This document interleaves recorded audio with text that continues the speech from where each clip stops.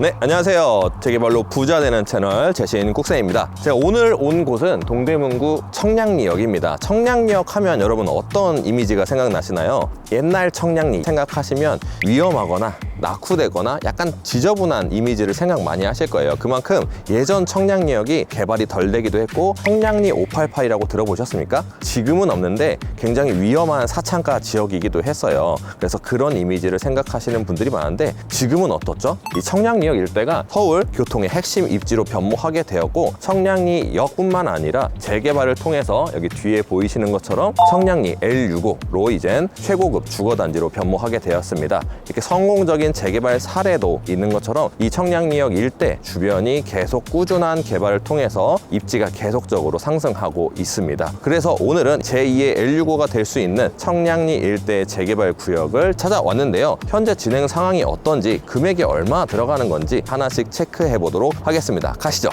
쌤, 네. 근데 지금 저희 어디로 가는 거예요? 저희 지금 구역으로 가고 있는 거죠. 진짜 돈 되는 구역으로. 오늘 소개할 구역은 동대문구에 있는 간대매 재개발 구역입니다. 근데 간대매 하면 많이들 모르실 거예요. 그래서 구역 설명에 앞서서 주변에 대한 입지 설명 먼저 좀 드릴게요. 가장 중요한 건 저 옆에 있는 청량리역이겠죠. 예전에 낙후된 이미지가 아니라 지금은 서울 동부권 교통 핵심 입지입니다. 여기에 무려 10개가 넘는 노선이 지나가고 있어요. GTX 들어보셨죠? 네. 네, GTX B와 C가 둘 다 지나가는 곳입니다. 이런 곳들이 서울에 유일하게 세 곳밖에 없어요. 서울역, 그리고 삼성역, 마지막으로 청량리역입니다. 그만큼 교통의 핵심 요소이기도 하고요. 서울 도시개발 계획 중에서 3도심 7구역이 있습니다. 그 중에 7광역 중심에 포함되는 그런 지역입니다. 뿐만 아니라 전국에서 공간혁신구역으로 총 16곳이 지정되는데 그 중에 한 곳이 청량리 일대입니다. 이렇게만 보더라도 청량리 일대가 이 개발의 핵심 축으로 잡혀 있다는 걸 확인할 수 있어요. 그러면 그 주변 일대는 어떻게 되겠어요? 당연히 개발 압력을 받을 수밖에 없겠죠. 두 번째는 재개발 성공 사례가 주변에 다양합니다. 제가 여기 재개발 투자할 때 첫 투자한 곳이 여기 답신리동입니다. 답신리 18구역, 지금은 레미안 미드카운티로 변모한 2019년식 신축급 아파트가 되었는데요. 이 주변에 미드카운티, 레미안 위브, 그리고 레미안 크레스티, 그리고 동대문 노블레스 등 다양한 아파트들이 다 재개발로 이루어진 재개발 성공 사례입니다. 눈에 보이는 성공 사례가 있는 지역들은 원활하게 진행되는 경우가 굉장히 많아요. 근데 방금 네. 인프라가 되게 좋다고 하셨잖아요. 어떤 인프라들이 있을까요? 아까 보신 것처럼 백화점, 마트, 영화관뿐만 아니라 청량리 앞쪽으로 경동시장이 있어요. 경동시장 들어보셨어요? 처음 들어봤어요. 요즘 MZ들한테 좀 핫한 곳인데 우리 PD님 아직 흐름을 모르시네. 요즘에 경동시장 가시면 시장의 옛날적인 이미지와 다르게 복합 문화 공간들이 굉장히 많아요. 그리고 이 주변에 여러 대학 병원들이 있기 때문에 의료 인프라, 생활 인프라, 교통 인프라 모두를 갖추고 있는 구역이 여기 청량리 일대입니다. 그래서 종합적으로 청량리역 일대가 인프라도 훌륭하기 때문에 많은 개발 압력을 통해서 복합 환승센터로도 변모를 하고 있습니다. 네, 저희가 이제 구역 안으로 들어왔는데요. 여기 뒤에 보이시는 것처럼 여기 레미안 위브도 실제 전농 뉴타운 재개발 사업을 통해서 성공적으로 신축 아파트가 된 케이스예요. 그 아파트 맞은편에 오늘 소개할 간대매 재개발 구역이 있습니다. 간대매 하면 잘 이해가 안 가시죠? 1950년대에 조성된 마을인데 예전 마을 이름이 중산마을이었대요. 근데 이 중산이란 뜻이 순 우리말로 간대매라고 합니다. 그래서 여기가 간대매 마을이라고 불렸고 여기 안쪽에 보시면 간대매 공원도 있을 정도로 이렇게 순 우리말이 섞인 지역이라고 이해하시면 편합니다. PD님 여기 뒤쪽 한번 봐주세요. 와, 굉장히 낡았죠? 여기가 무려 70년 된 빌라도 있다고 합니다. 1956년도 언제예요? 6.25 시절 지어진 건축물이 아직도 남아있는 곳이 간대매 재개발 구역입니다. 그래서 한번 들어가서 한번 실제로 보시죠. 굉장히 좁고 실제로도 많이 낡았어요.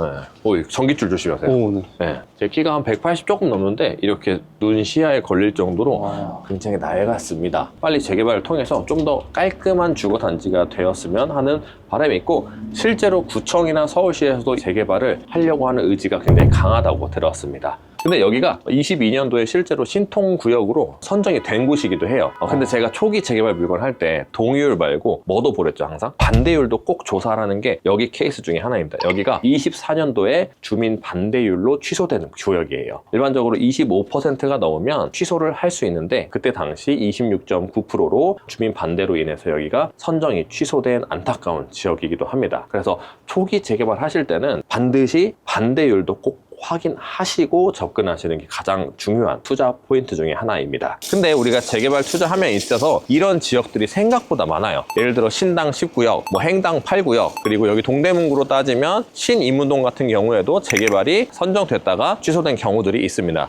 그런데 이런 구역들이 지금 잘 진행되고 있죠. 그래서 결국에는 재개발 투자하실 때 포기하지 마시고 어느 정도 입지적인 우수성과 재개발 요건을 갖춘 지역이라면 꾸준히 눈여겨보시는 것도 좋습니다. 그리고 여기가 굉장히 똑똑한 부분이 반대 지역이 높은 상가 지역과 종교시설을 배제해놓고 다시 추진하고 있어요. 그래서 구역계가 변동했다.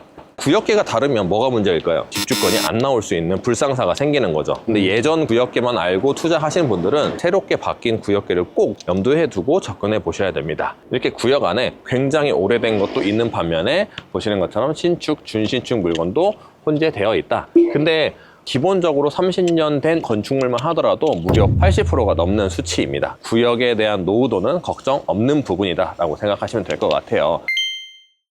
그래서 여기 일단은 구역 안에 왔으니까 구역 설명에 대한 좀 개요를 말씀드릴게요. 여기 일단 면적 어떻게 될까요? 과거에는 약 10만 제곱미터였다가 반대 지역들을 제외시키고 나서 지금은 약 4만 5천 제곱미터입니다. 일반적으로 아파트 할 때 가장 중요하게 보는 게 요즘 뭐죠? 대단지 아파트죠. 일반적으로 한 1000세대 정도 되려면 한 5만 제곱미터 내외가 돼야 되는데 여기는 그 언저리 수치에 있기 때문에 괜찮은 부분입니다. 두 번째, 여기 소유자는 현재 한 511명 정도이고 예상 세대수는 1081세대입니다. 그럼 일반적으로 제가 소유자 대비 세대수가 한 150%면 높은 사업성을 가지고 있다고 말씀드리고 있는데 여기는 무려 200% 수치를 보이고 있습니다. 그렇기 때문에 향후 높은 용적률을 통해서 더 큰 대단지 아파트를 구성할 수 있는 장점이 있습니다.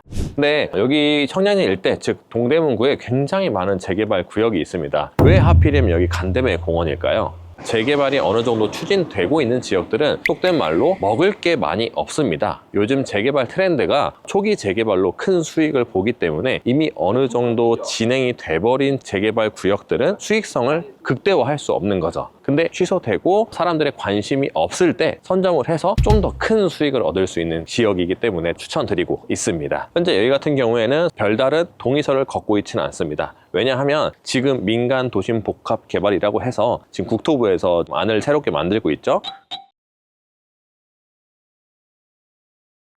그 부분에 대해서 정확한 시행 규칙과 조례가 나온 이후에 신통으로 갈지 그리고 민간 도심 복합 개발로 갈지 아직 방향성이 잡히지 않은 상황입니다. 근데 예전에 선정 당시에도 60% 이상의 높은 동의를 보였기 때문에 순조롭게 진행될 것으로 판단되고 있습니다. 근데 여기 재개발 얼마에 투자하고 얼마 정도의 아파트가 될까요? 제가 사전 조사한 바로는 갭 투자 금액 기준으로 했을 때 약 한 2억 원 중반대로 깔끔한 물건을 투자할 수 있더라고요. 근데 가장 중요한 건 나중에 아파트가 됐을 때 얼마의 가치를 받을 수 있냐잖아요. 여기 주변에 보시면 레미안 3대장이라고 있습니다. 레미안, 크레시티, 미드카운티, 위브, 그리고 아까 보셨던 L65까지 있는데 L65 같은 경우에는 약 한 20억 초반에서 거래가 되고 있고 레미안 3대장은 84 기준 약 한 18억 내외로 거래가 되고 있습니다. 그리고 뿐만 아니라 답신리역 맞은편에 있는 성동 리버뷰 자이 거기마저도 현재 23억에서 24억 정도의 호가를 부르고 있는 상황입니다. 그렇다면 여기마저도 미래 가치까지 포함한다면 약 30억 이상의 가치를 지닌 신축 아파트를 받을 수 있겠죠. 근데 결국 중요한 거는 현장 오셔가지고 그게 정확한 매물인지 그리고 숨은 매물은 없는지 꼭 확인해 보셔야 합니다. 그래서 제가 부동산이랑 그리고 추진이 가서 다시 한 번 더 세세하게 체크해 보도록 하겠습니다. 가시죠. 네, 제가 이렇게 부동산 한 3-4군데 정도 지금 돌아봤고 추진준비위원회까지 방문을 했습니다. 그래서 먼저 갭 투자 금액부터 좀 설명을 드리자면 투자 금액은 약 한 2억 원 중반대는 필요한 것으로 확인이 됐습니다. 작년 연말만 하더라도 이 구역 물건을 2억 원 갭 투자 금액으로 3룸 물건을 구해다 드렸거든요. 근데 이게 3개월이 지나니까 갭 투자 금액도 계속 상승하고 있습니다. 가격이 올랐으니까 여기를 투자를 하지 말아야 되냐? 또 그것도 아닙니다. 왜냐면 단순히 비싸냐 싸냐는 이 주변 다른 재개발 구역이랑 비교를 해서 여기가 가성비가 높은지 가격이 너무 과열됐는지 판단하셔야 돼요. 근데 지금 청량리 일대 수많은 재개발 구역들이 있는데 사업 속도가 느린데도 불구하고 갭 투자 금액이 3억 원인 곳도 있습니다. 그런 구역들이랑 좀 비교를 해보자면 간담회 재개발 구역이 2억 원 중반대로 투자할 수 있다면 가성비가 좋다고 저는 판단이 됩니다. 그리고 이제 제가 추진위도 다녀와 봤는데요. 예전에 신속통합을 기획했던 동일한 추진위로 지금 진행을 하고 있습니다. 다만 그 방식이 신속통합으로 진행을 할지 민간 도심 복합 개발로 진행할지 아직은 미정인 상황입니다. 근데 미정이라고 해서 여기가 안 좋은 곳이냐? 그것은 아닙니다. 왜냐면 추진위가 현명한 게 반대 지역을 제척시켜 놓고 새로운 구역계로 더 동의율이 높은 지역만 선별해서 진행을 하고 있기 때문에 방향만 결정된다면 달려갈 준비는 다 된 것으로 파악이 됐습니다. 네, 정리해 보겠습니다. 오늘 동대문구에 있는 청량리 일대 간담회 재개발 구역 한번 살펴봤는데요. 여기 투자 포인트로 2가지 정도로 정리해 볼 수 있을 것 같아요. 첫 번째는 청량리역을 도보권으로 이용할 수 있는데 서울 동부권의 교통 핵심 입지를 도보권으로 이용할 수 있다. 그리고 그 주변에 있는 생활 인프라까지 내가 다 누릴 수 있는 입지적인 측면입니다. 두 번째 이유는 오히려 선정 취소 이후에 독이 된 게 아니라 오히려 찬스가 된 상황입니다. 여기 같은 경우가 반대율 때문에 선정 취소가 됐는데 그 반대를 그대로 가져가는 것이 아니라 반대 지역을 제척시켜 놓고 오히려 동의율이 높은 부분들만 선별해서 진행을 하기 때문에 앞으로 재개발 사업 방향만 정해진다면 높은 동의율로 빠르게 추진될 것으로 판단되고 있습니다. 그러나 내가 정확하게 입주권이 나오는지 그리고 새롭게 반영된 구역계 안에 있는 물건인지 등등 여러 가지 요인들을 꼭 살펴보고 접근해야 되는 게 간담회 공원 구역에 조심해야 될 부분이기 때문에 꼭 이런 부분을 체크하셔서